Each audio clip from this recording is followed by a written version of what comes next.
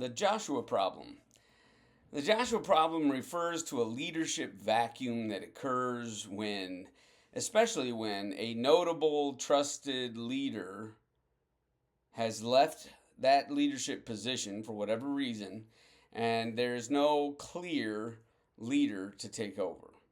When nobody has been trained, nobody has been equipped, nobody is the obvious successor, you have what's called the Joshua problem. And this is because Moses led the people of Israel out of Egypt, performed many miracles and wonders and signs, and led the Israelites through the wilderness for 40 years, and his right hand man was Joshua.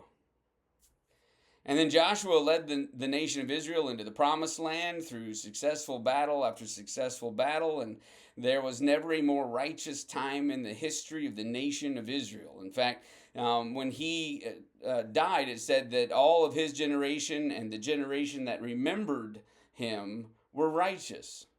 That's rather high praise. In fact, I would say that in all of the history of leadership in the Bible, Joshua's leadership was the best, at least as far as the results that were brought about because of it. And there's no real stated known problems with Joshua's leadership other than maybe failure to ask or to follow up and to discover where the people were truly from that he agreed to become allies of.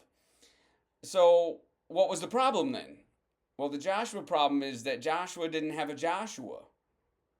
There was no clear leader to take over as he aged out, as he died, passed off this mortal coil. There was no clear leader to take over. And so you went from this stage where everyone that was his generation or that remembered him were righteous to the point at the end of the book of Judges where it says that everyone did what was right in their own eyes because there was no king in the land. And so the story of the book of Judges is the descent of morality of the people of Israel to being just as bad, if not worse, than the people they'd replaced in Canaan.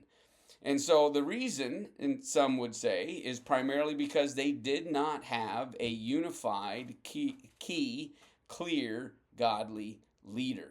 Now, obviously, the situation then was different. They had come into the land and they divided the land up. But the lack of leadership led to the downfall of the entire nation. So how does this apply? Well, quite obviously, every single leader in your organization and every single ministry leader in your church needs to have somebody that is their Joshua. There should always be a Joshua. For any leadership position, there should be a Joshua who is the right-hand man, so to speak, the one that's being trained, the one that is being prepared, the one that is being cultivated to take over leadership. Because Moses to Joshua went flawlessly, seamlessly.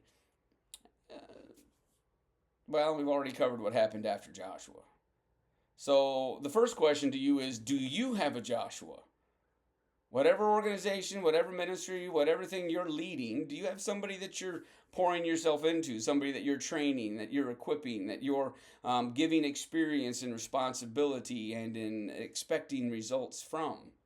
And then if you're over leaders, do those leaders have people that they're training, that are their right-hand men, that they're equipping and qualifying to take over? Because all of us are going to vacate our positions at some point in time, whether it's because we retire or move or die. All of us are not going to be leading forever. So we need to be caring more for the organization than for our own person, and we need to be making sure that there's a Joshua wherever there's a Moses.